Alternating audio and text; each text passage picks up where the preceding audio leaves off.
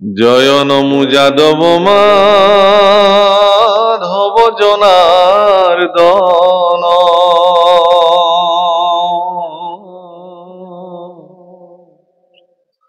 জয় হৃষিকেশ সদা শিব সনাতন হে রাম প্রণত তারণ নারায়ণ নিরাকার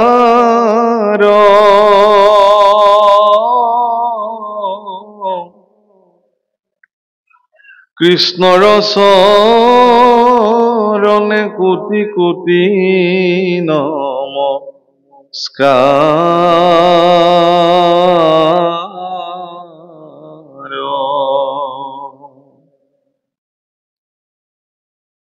রাম নমো নমো ভগবন্ত ভকতর নিধি হরি কস্মরণে আরম্ভর প্রকৃতি রাম মহাভাগবত কথা দশম স্কন্ধর বীরশিলা পদ কৃষ্ণ কিঙ্কর শংকৰ প্ৰভুসকল, মহাপুৰুষ শ্ৰীমন্ত শংকৰদেৱ গুৰুজনা আৰু মহাপুৰুষ শ্ৰী শ্ৰী মাধৱদেৱ গুৰুজনাই দুগৰাকী মহাপুৰুষে যেতিয়া গণককুছি সত্ৰত শেষবাৰৰ কাৰণে দেখা দেখি হয়, তাৰপিছত আৰু দুজনা মহাপুৰুষৰ সাক্ষাৎ হোৱাই নাই, নহল আৰু। এইফালে গুৰুজন বৈকুণ্ঠী হল, মাধৱ পুৰুষে এইফালে গুচি আহিলে। তো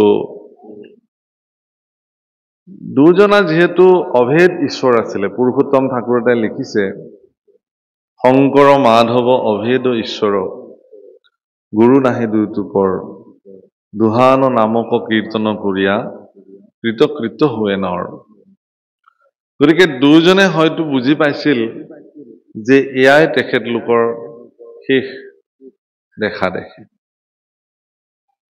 প্ৰভুসকল, বিশ্বত এক বিৰল খ্যাতি মহাপুৰুষ মাধৱদেৱে দেখুৱালে যে যিদিন ধৰি মহাপুৰুষ শ্ৰীমন্ত শংকৰদেৱ গুৰুজনাক গুৰু হিচাপে মান্যতা কৰি তাৰাৰ দুখানি অভয় চৰণত শৰণ গ্ৰহণ কৰিলে, সিদিন ধৰি মহাপুৰুষ মাধৱদেৱে জীৱনৰ সৰ্বোচ্চ পৰিত্যাগ কৰি মহাপুৰুষ শংকৰদেৱ গুৰুজনাৰ চৰণৰ সেৱাতে জীৱনৰ সৰ্বোচ্চ কাল তেওঁ অতিবাহিত কৰিলে। এনেকি জোৰণৰ কন্যাও তেওঁ এৰি থৈ চিৰ কৌমাৰ্য ব্ৰত ধাৰণ কৰিলে। দুজনা অভেদ, এই কথা সকলোৱে আমি জানো। আৰু সেইকাৰণে চাগে মহাপুৰুষ মাধৱদেৱে গুৰুজনাক এটি প্ৰশ্ন কৰিছিলে যে, হে কৃপাল গুৰু, তুমি থাকোঁতেই জগতৰ মানুহক ভাগৱতৰ আধাৰত যি বিশুদ্ধ হৰিনাম ধৰ্ম তাক প্ৰৱৰ্তন কৰোৱাটো বহু ক্ষেত্ৰত কঠিনৰ পৰা কঠিন পৰ্যায় সৃষ্টি হয়। তুমি যিহেতু সাক্ষাৎ ঈশ্বৰ হোৱাৰ পিছতো নৰলীলালৈ গুৰু অৱতাৰে জগতলৈ আহিলা, গতিকে তুমি এই জগত এৰি যোৱাৰ পিছত এই দায়িত্ব কোনে গ্ৰহণ কৰিব? লোকে কাৰ কথা শুনি ঈশ্বৰ ভক্তিত নিমজ্জন হ'ব? এই কথা শুনাৰ পিছত কৃপালু গুৰু শ্ৰীমন্ত শংকৰদেৱ গুৰুজনাই মাধৱ পুৰুষক ক'লে যে, বহাপু, মই নাযাওঁ, মই থাকিম। তো ক'ত থকা হ'ব? শুনিও মাধৱ মূৰ থাকিবা ৰথান দশম কীৰ্তন মূৰ মূৰ্তিৰে সমান। মই দশম আৰু কীৰ্তনতেই থাকিম। মাধৱ পুৰুষে বোলে বৰ উত্তম, মই আকৌ ভয়ে খাইছিলোঁ বিষয়টো। তুমি সাক্ষাৎ চৈতন্যৰূপে তোমাৰ বাংময় মূৰ্তিস্বৰূপ কীৰ্তন আৰু দশমতে তুমি থাকিবা বোলে, অকল ময়ে নহয় তুমিও থাকিব লাগিব। ঘোষা নামে শাস্ত্ৰখানি তুমিও ৰচিবা, ৰত্নাৱলী ঘোষা মধ্যে তুমিও থাকিবা। গতিকে আজি ইয়াতে যি দশম ব্যক্ত হৈছে, এই দশম শাস্ত্ৰ মহাপুৰুষ শংকৰদেৱ গুৰুজনাৰ সাক্ষাৎ বাংময় মূৰ্তি তেওঁ ইয়াত বিদ্যমান হৈ আছে। এইকাৰণে যে শ্ৰীমদ ভাগৱত শাস্ত্ৰৰ দ্বাদশ অধ্যায়ৰ ভিতৰত, দ্বাদশ স্কন্ধৰ ভিতৰত দশম স্কন্ধই এনেকুৱা এটা স্কন্ধ যে য'ত ভগৱন্ত পুৰুষৰ সমস্ত জন্ম কৰ্ম ইত্যাদিকে যিসমূহ লীলা ঈশ্বৰ পুৰুষে পৃথিৱীত সম্পাদিত কৰিলে, সেই সকলোসমূহ দশমত বৰ্ণন হৈছে। আৰু সেইকাৰণে যিহেতু সাক্ষাৎ ঈশ্বৰ পুৰুষেই শংকৰ স্বৰূপে জগতত আহিছে, গতিকে প্ৰকাৰান্তৰে আচলতে জগতৰ লোকক এই কথাটো প্ৰতিপন্ন কৰি থৈ গ'ল। প্ৰভুসকল মাধৱ পুৰুষে গুৰুজনাক চিনি পাইছিল। সেইকাৰণে এদিন নাৱেৰে ভটিয়াই গৈ থাকোঁতে গুৰুজনাৰ যি ৰূপ, সুন্দৰ ৰূপ, ত্ৰিভুৱন বন্দন দৈৱকী নন্দন, এই পদ তাত সেইদিনাখন মহাপুৰুষে ৰচনা কৰিছে, লিখিছে। ত্ৰিভুৱন বন্দন দৈৱকী নন্দন জোহৰি কংসক বৈৰী, জগজন তাৰণ দেৱ নাৰায়ণ শংকৰ সৌহি হৰি। গুৰুজনাই ক'লে বোলে অকণমান ঢাকি দিয়া, ইমান উন্মুক্ত কৰাৰ প্ৰয়োজন নাই, তুমি যি জানিছা জানিছা। আৰু গুৰু বাক্য ৰাখি এই পদছোৱাত ঢাকি পেলালে। কেনেকে? ত্ৰিভুৱন বন্দন দৈৱকী নন্দন জোহৰি মাৰল কংস, জগজন তাৰণ দেৱ নাৰায়ণ শংকৰ তাকেৰি কংস। কিন্তু এইখিনিতে ঢাকিলে, বাকী ছোৱাত কিন্তু উন্মুক্ত কৰিছে। এইকাৰণে কৰিছে যে চাৰি বেদ শিৰোমণি মা যে যাকেৰি চৰণ বিকাশ, সৌহি দেৱ কৈলো কলিক শংকৰদেৱ প্ৰকাশ। তদুপৰি কি কহব শংকৰদেৱৰ মহিমা, জানি জ্ঞানী অন্ত নপায়, যাকেৰি চৰণ ৰেণু শিৰে পৰখি মুকুতি সুখ সুখ পায়। গতিকে মুকুতিৰ সুখ প্ৰদান কৰোঁতা বিশ্ব জগতত এগৰাকীয়ে আছে, তেওঁ হ'ল ঈশ্বৰ পুৰুষ স্বয়ং নিজে।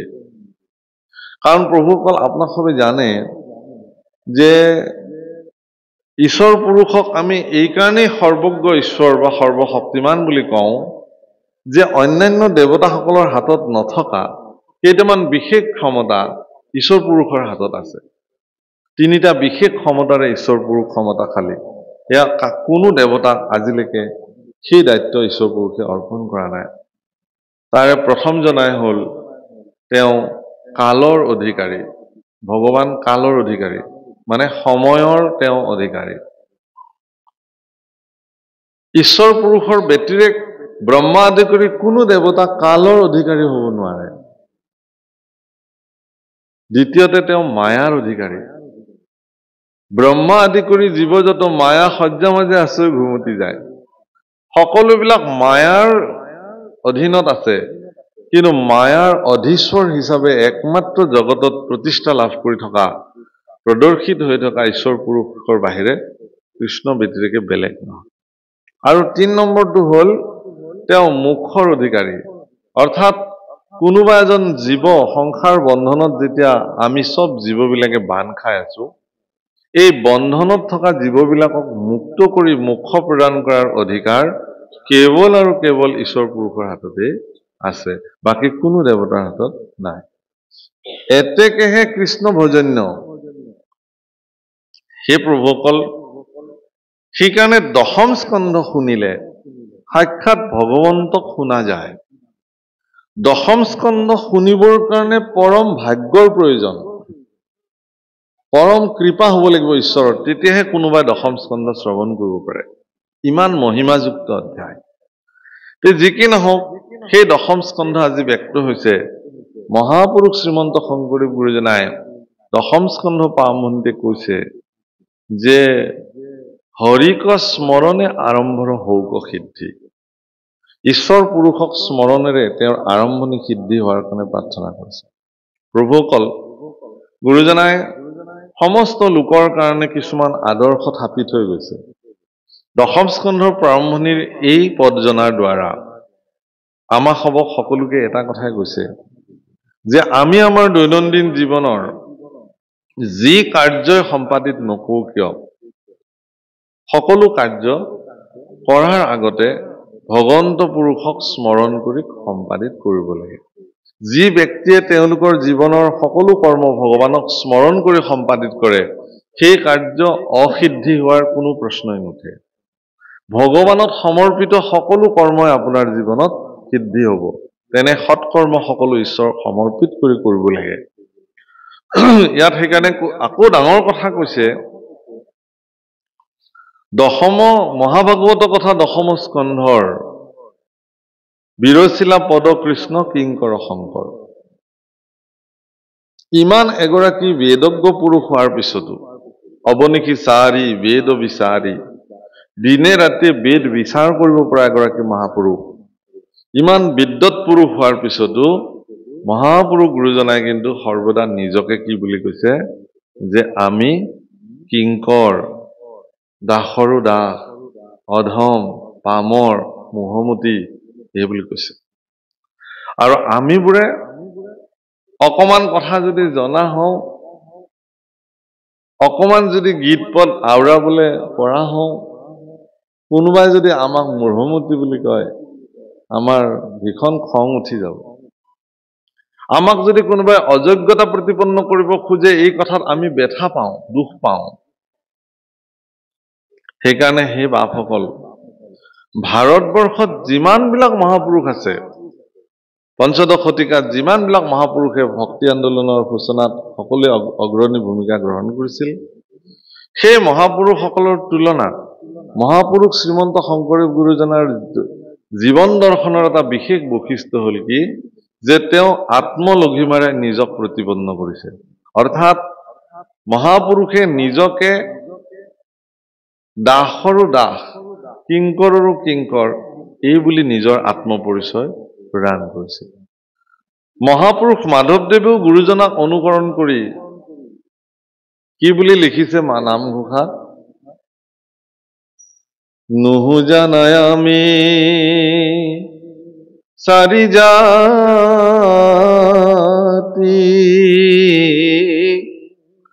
চাৰিও আশ্ৰমী নোহোৱাতি, নুহু ধৰ্মশীল দান তীৰ্থগামী,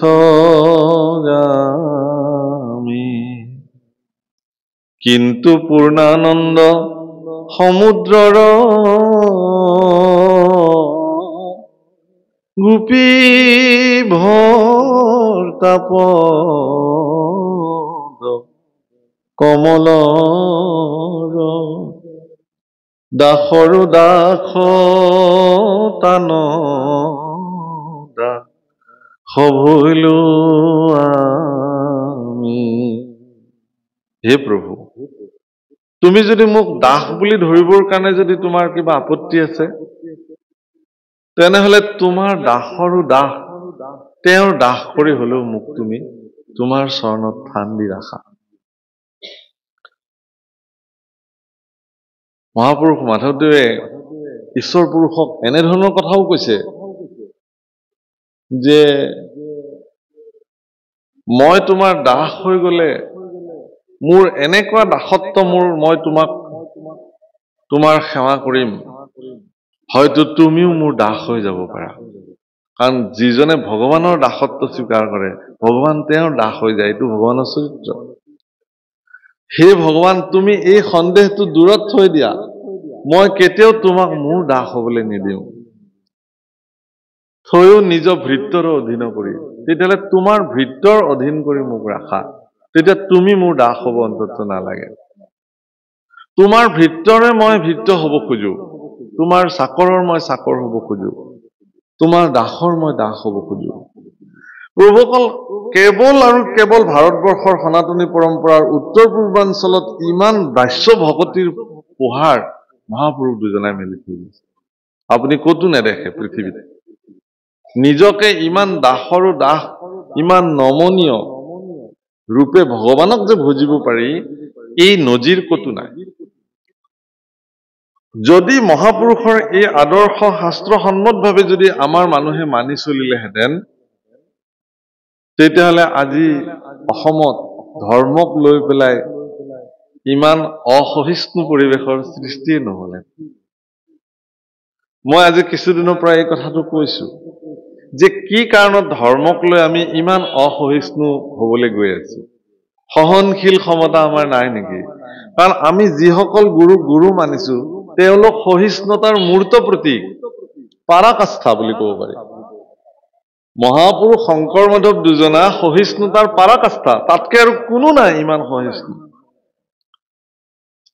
বুজিছে নহয়?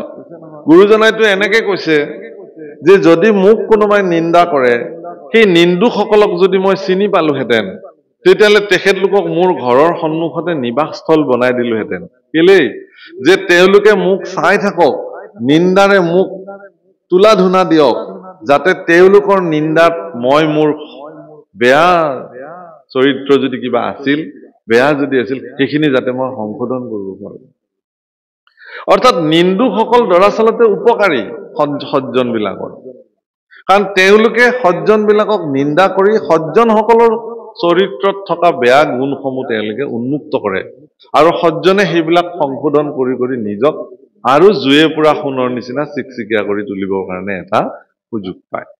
সেইকাৰণে গুৰুজনাই ইয়াত কৰজোৰে বোলো শুনা সবে সভাসদ, মূঢ় হুয়া কৰো মহাভাগৱত।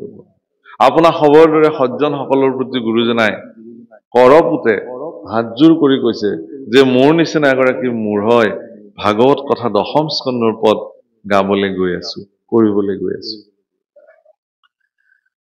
হীৰা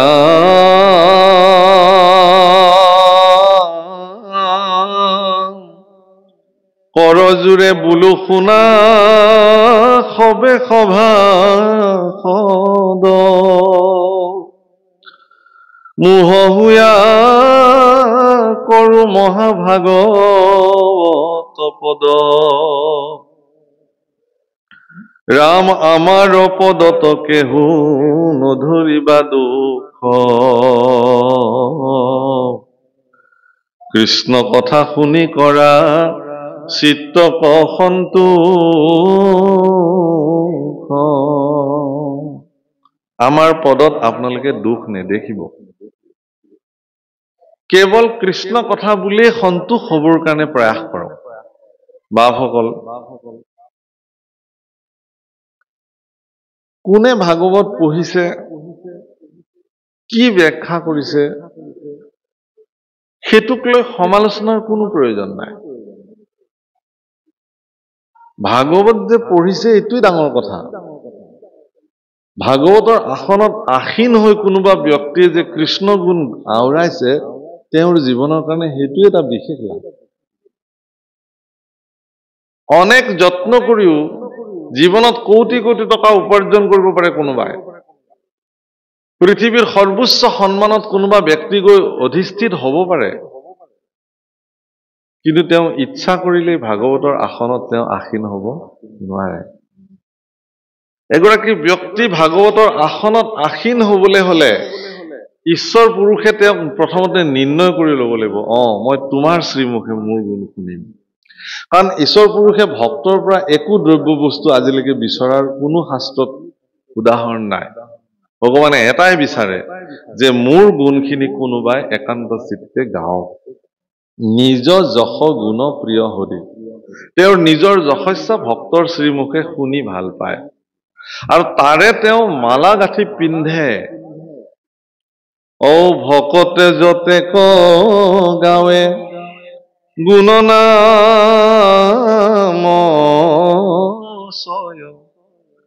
তাৰ মালা গান্থিয়া পিন্ধন্ত কৃপাময়। ভকতে যিমান ঈশ্বৰৰ গুণ গায়, সেই প্ৰত্যেকটো গুণেই তেওঁ মালা হিচাপে, পুষ্পমালা হিচাপে পঞ্চবৰ্ণৰ বনমালা তেওঁ ডিঙিত পৰিধান কৰি থাকে। শাস্ত্ৰত এটা কথা বৰ্ণন কৰিছে যে ভগৱন্ত পুৰুষে যি পঞ্চবৰ্ণৰ বনমালা পৰিধান কৰে, সেই বনমালাধাৰৰ দুটা বিশেষ বৈশিষ্ট্য আছে।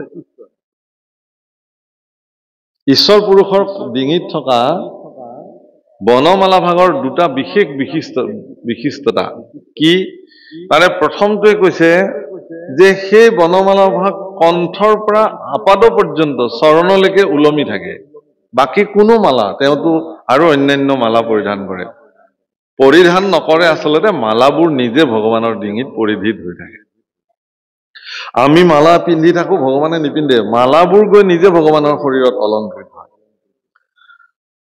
একেবাৰে কৌস্তৱ মণিৰ পৰা প্ৰাৰম্ভ কৰি সাতখৰি হেমহাৰ বৈজন্তী মালা গজমুক্তাহাৰ ইত্যাদি তেওঁ পৰিধান কৰিছে তাৰ ভিতৰত বনমালা কণ্ঠৰ পৰা চৰণ পৰ্যন্ত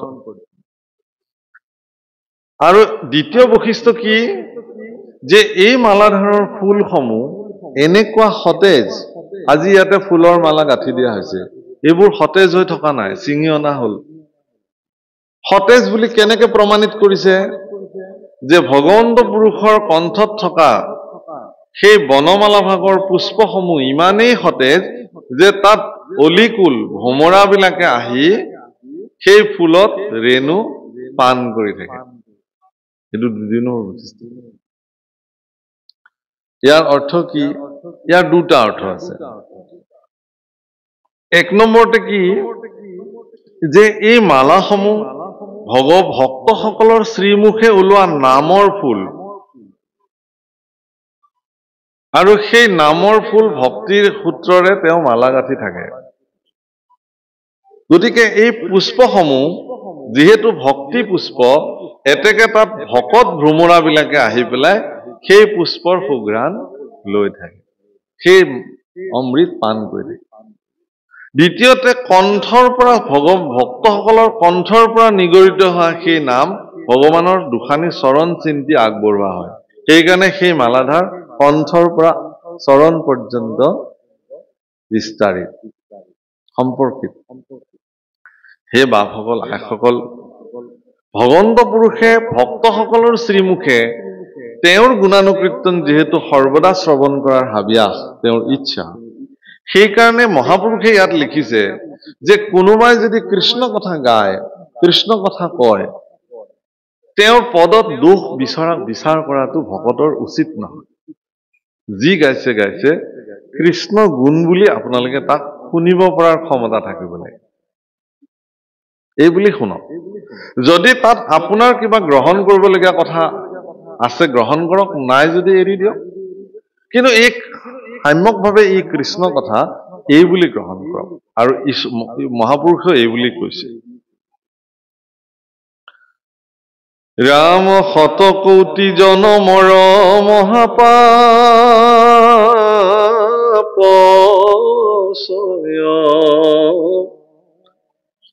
যিটো মনুষ্যৰ নিৰন্তৰে ভৈলা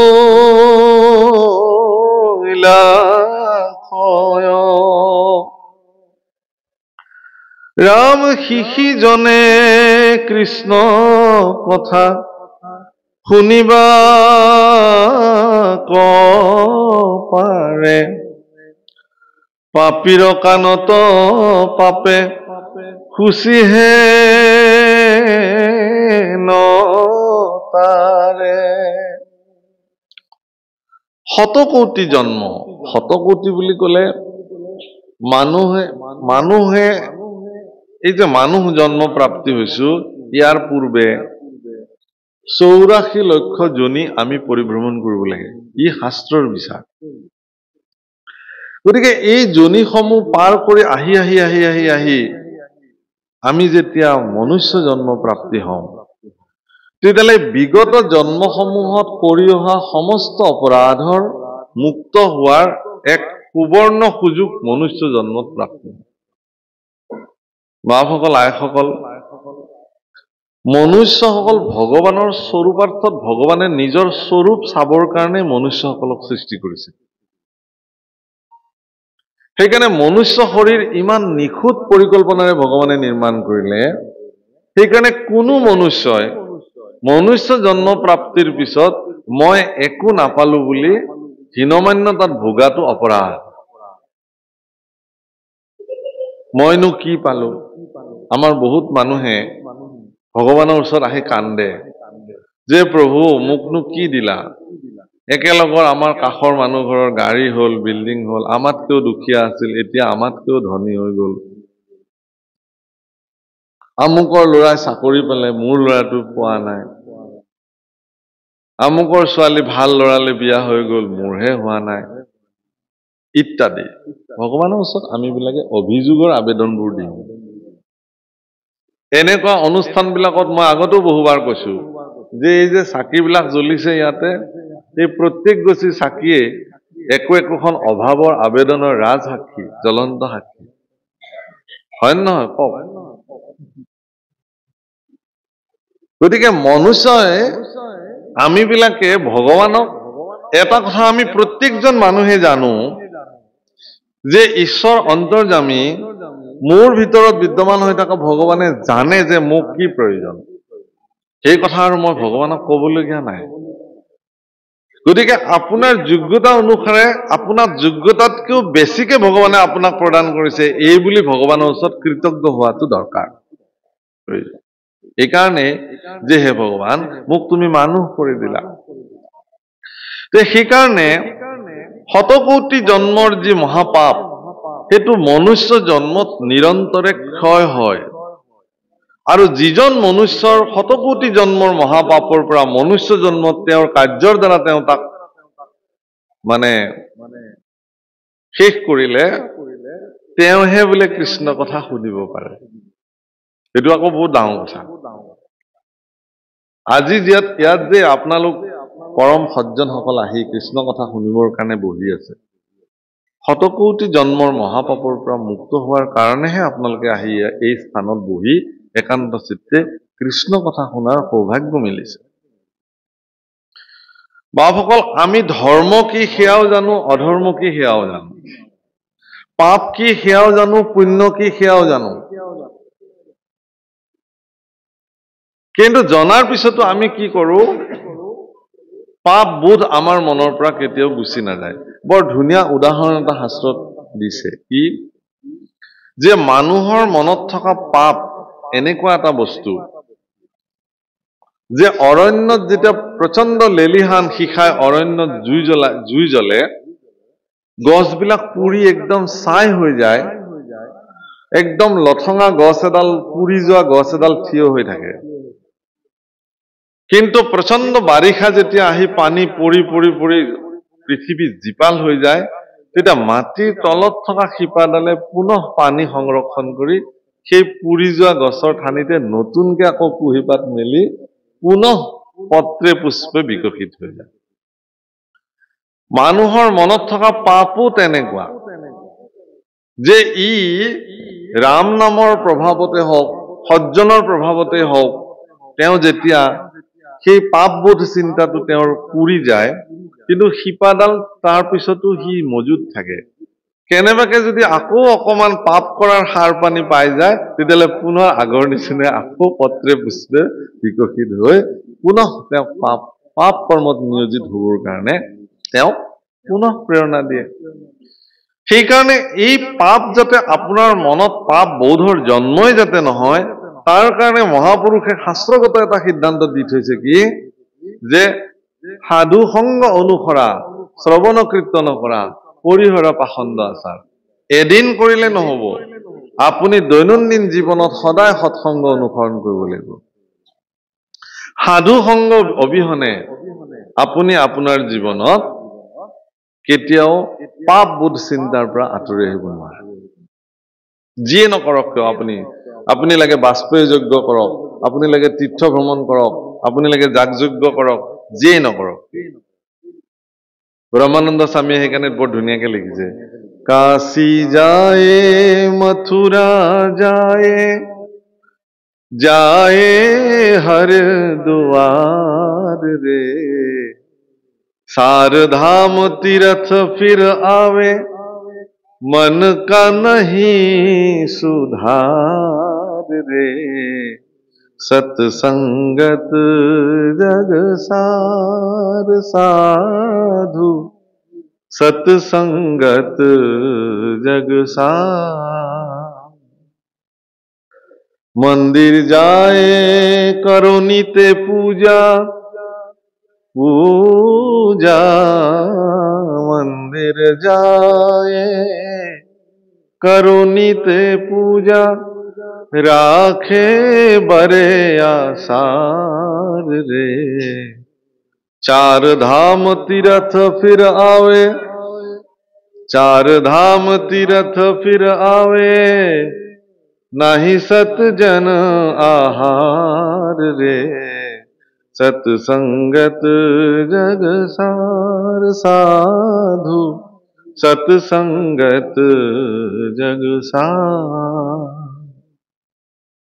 আপুনি যিমান তীৰ্থস্থানলৈ নাযাওক কেলে গংগা যমুনাত যিমান আপুনি স্নানী নাহক কিয় যদি মনৰেই শুদ্ধিতা নহল আমি এবাৰ মহাকুম্ভ মেলালৈ গৈছিলো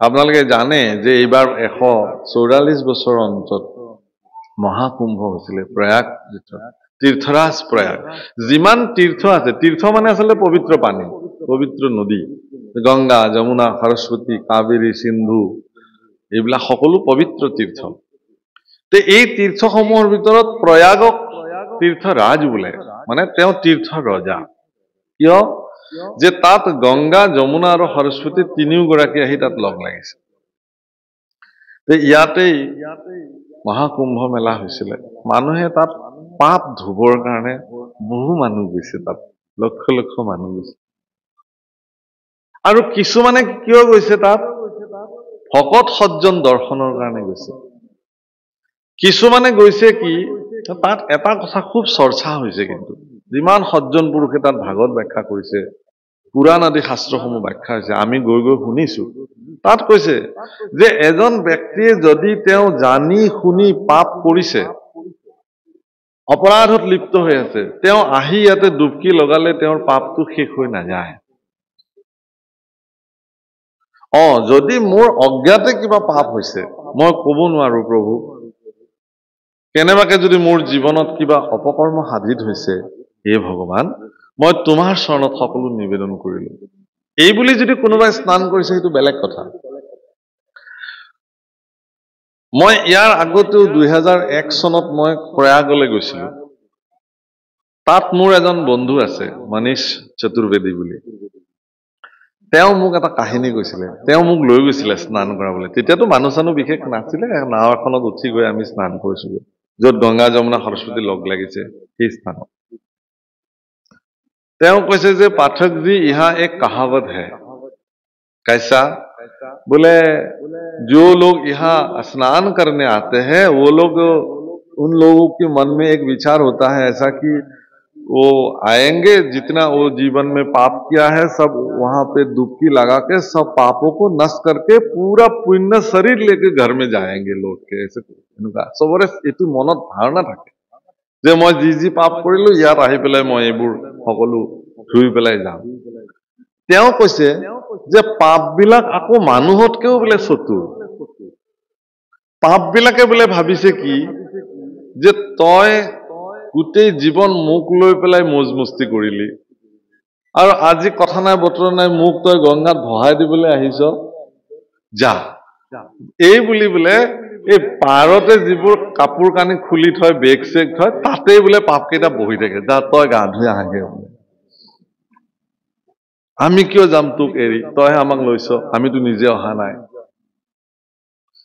जो पाप सब वो अपना कपड़ा उपड़ा बेग बिस्तर जहां रहते हैं वहीं पे पाप रहते हैं और वो बिना पाप की शरीर जाके गंगा में नहाते हैं यमुना जी से नहाते हैं फिर नहा वहां के जब आके कपड़ा उपड़ा पहनते हैं तो अपना अपना पाप साथ में फिर वापस घर में लौट के आते हैं বুলি কৈছে আৰু তেওঁ খুব ৰসিক কৰি কথাটো কৈছিলে কিন্তু কথাটো বহুত তাৎপৰ্যপূৰ্ণ কথা যে আপুনি আজি এইখনো গংগা স্নান দেই প্ৰভুসকল মনত ৰাখিব এই আজি ইয়াতো গংগা আপোনালোকে স্নান কৰিছে তো এই গংগা স্নান কেনেকুৱা তহিতে গংগা তহিতে গোদাবৰী ক'ত য'ত কৃষ্ণ কথা প্ৰবাহিত হয় সেই শ্ৰেষ্ঠ তীৰ্থ স্নান গতিকে আজি এই আমাৰ বৃহত্তৰ কালুগাঁৱৰ এই কোৱামাৰা ভকত গাঁও ৰাইজৰ যি নামঘৰৰ মজিয়া আজি কিন্তু এয়া পবিত্ৰ আজি দুটা দিনে বিশেষ তীৰ্থক্ষেত্ৰলৈকে ই ৰূপান্তৰ হৈ গৈছে আৰু আপোনালোকৰ দৰে সজ্জনসকলে আচলতে ইয়াতে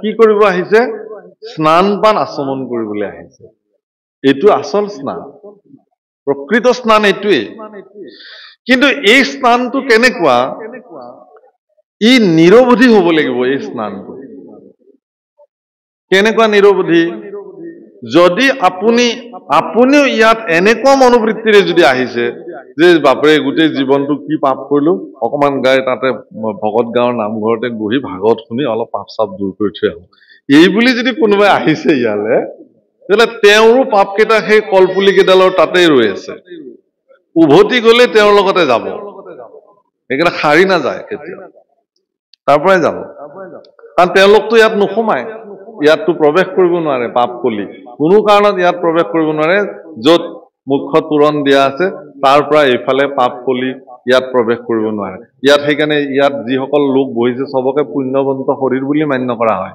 কাৰণ আপোনালোকৰ মনত এই মুহূৰ্তত কোনো ধৰণৰ পাপ বোধ নাই তেওঁলোক আহিব পৰা নাই ইয়ালৈ কিন্তু যদি এনেকুৱা এটা স্বাৰ্থ লৈ পেলাই ইয়াত বহিছে কোনোবাই তেতিয়াহ'লে উভতি গলে তেওঁলোকৰ নিজৰটো গুচি যাব তেতিয়াহ'লে এইটো চিৰস্থায়ী স্থান কেনেকুৱা হ'ব যে ইয়াতে যিখিনি কথা আপুনি শুনিলে তাক আপুনি ৰোমন্থন কৰি যাব লাগিব মানস পথত তাক লৈ যাব লাগিব নামঘৰৰ পৰা গলে গৃহস্থই ক'ব যে প্ৰসাদ আনিছে নে নাই বোলে আনিছো প্ৰসাদ তোমালোকলে আজি মই বিশেষ প্ৰসাদ আনিছো আহা তোমালোক বহা মই আজি তালৈকে নামঘৰলৈ গলো তাত ভাগৱত চলি আছে তোমালোকেতো নগলা কিন্তু মই গৈছিলো মই তোমালোকক তাৰ পৰা অনা প্ৰসাদ দিম এই বুলি তেওঁ যদি এই ভাগৱত পাঠত শুনা অকমানো কৃষ্ণ কথা যদি পৰিয়ালৰ আগত বিলাই দিয়ে এইটোহে আচল প্ৰসাদ লৈ যোৱা হ'ব ঘৰলৈ কেৱল গাজি বোলে মোক আৰু এক টোপলা দিয়কচোন মোৰ ডাঙৰ ল'ৰাটো আহি আছে বোলে মোক আৰু অকণ বেছিকে দিয়কচোন বুলি এটা ডাঙৰ টোপলা গাজি লৈ গৈ ঘৰৰ মানুহক বিতৰণ কৰি দিয়াটো প্ৰসাদ বিতৰণ বুলি নকয়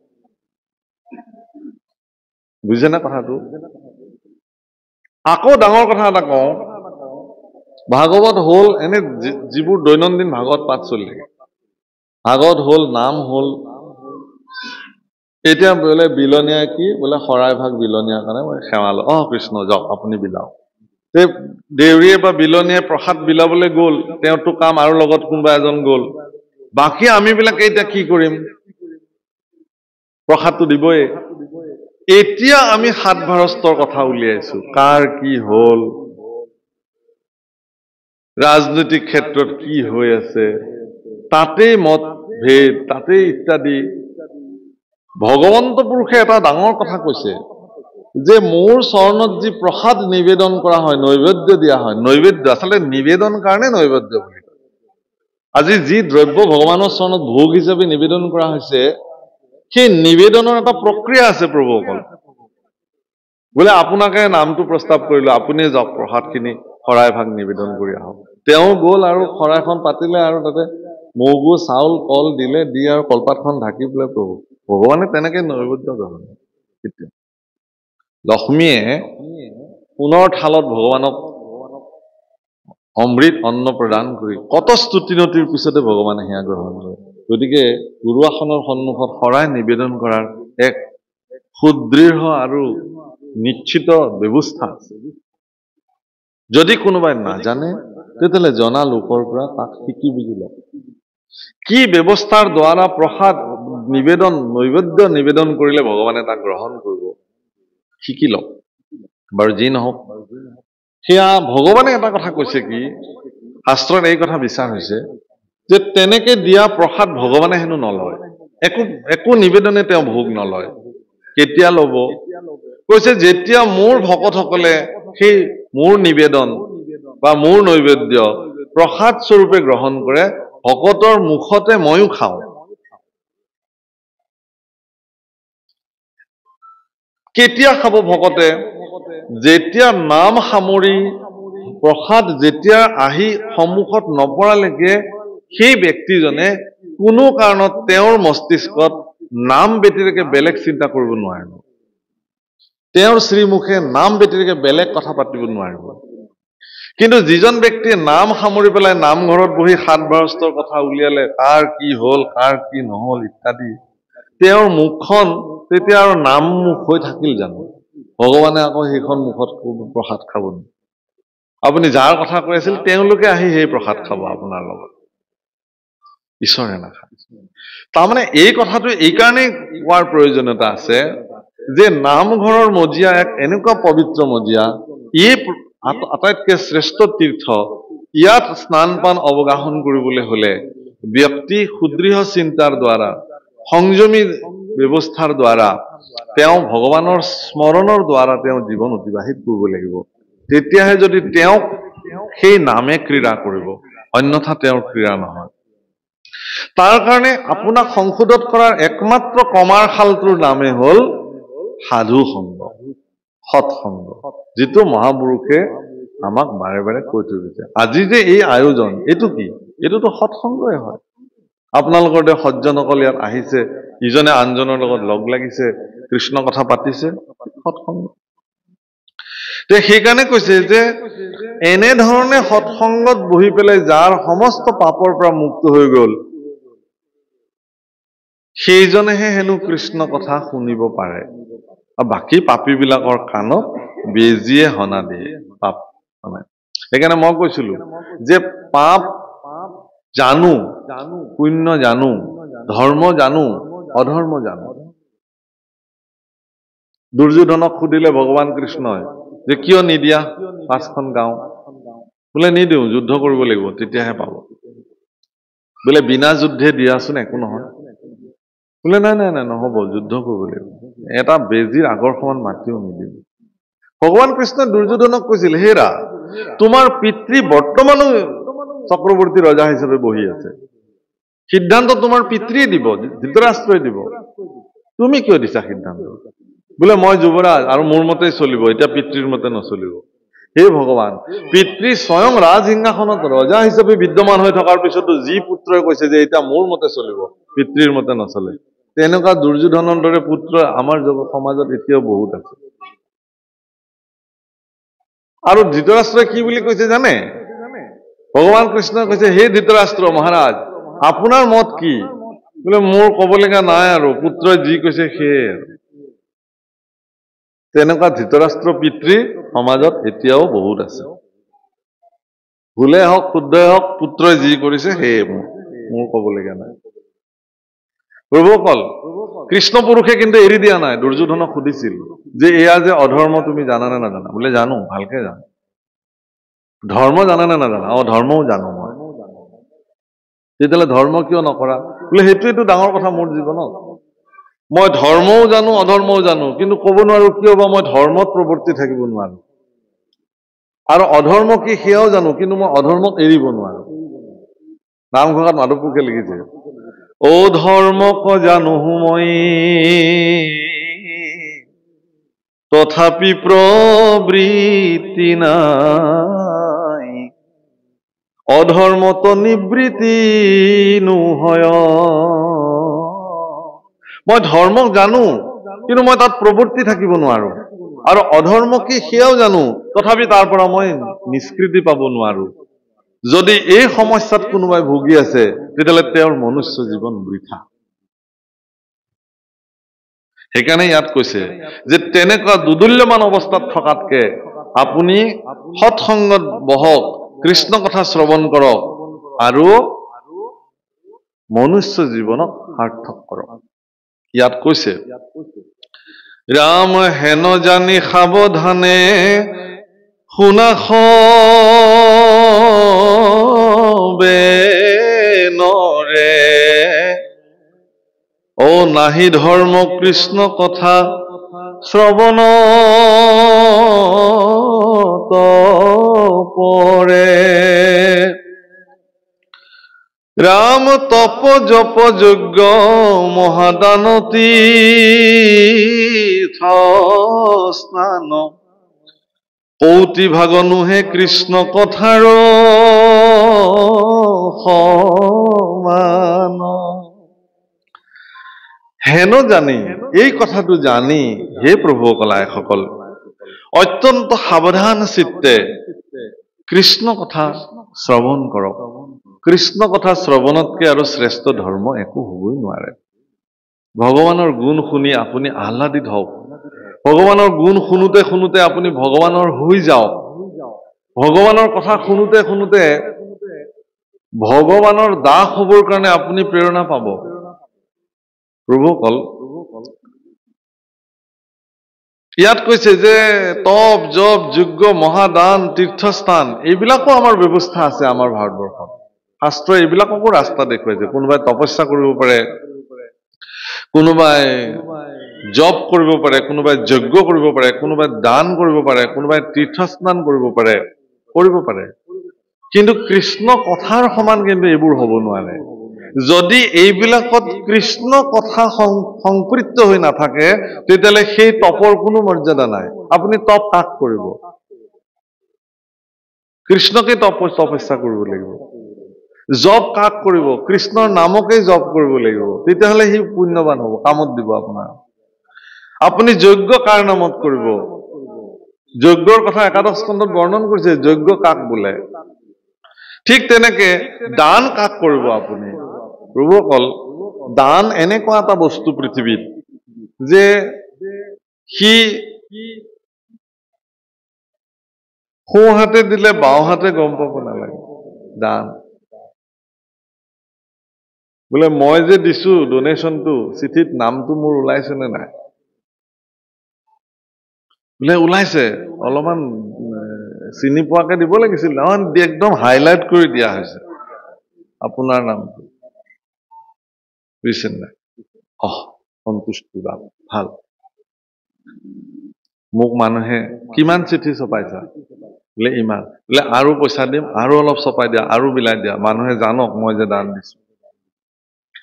এইটো দান, বুজিছেনে? কিন্তু প্ৰভুসকল, দান ক'ৰ পৰা দিব আপুনি?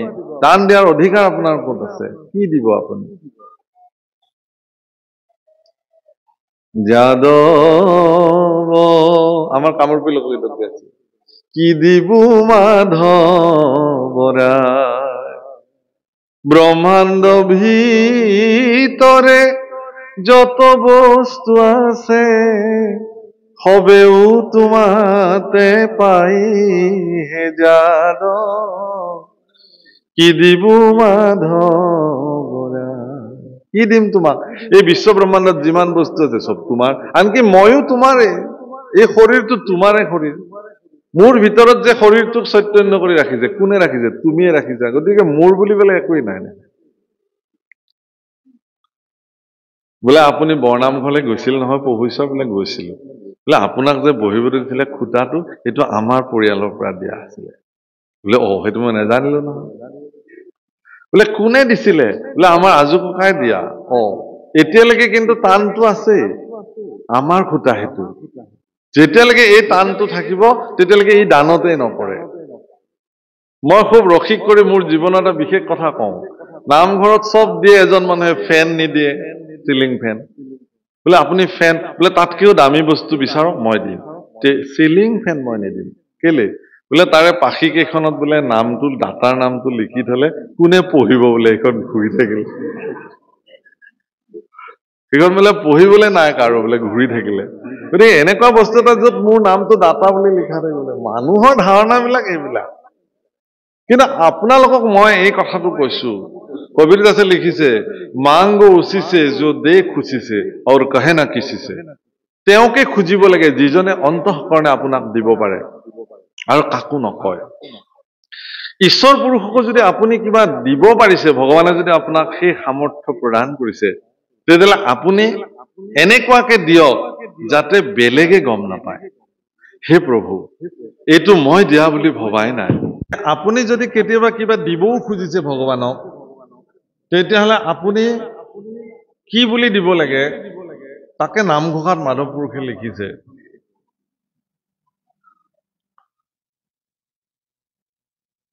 যে হে ভগৱান, মোৰ যিহেতু তোমাক দিবলৈ একোৱেই সামৰ্থ্য নাই, গতিকে মই নিজকে তোমাৰ ওচৰত বিক্ৰী কৰিব খুজিছো। নাম ধন দিয়া মোৰে কিনাব নমালি, দাস পাই নোলোৱা কমন ঠাকুৰালী। মোক তুমি নাম ধন দিয়া, তোমাৰ যি নাম ধনে জগত তৰাব পাৰে, সেই নাম ধন দি মোক তুমি উদ্ধাৰ কৰা আৰু মোক তুমি লৈ লোৱা চিৰদিনৰ কাৰণে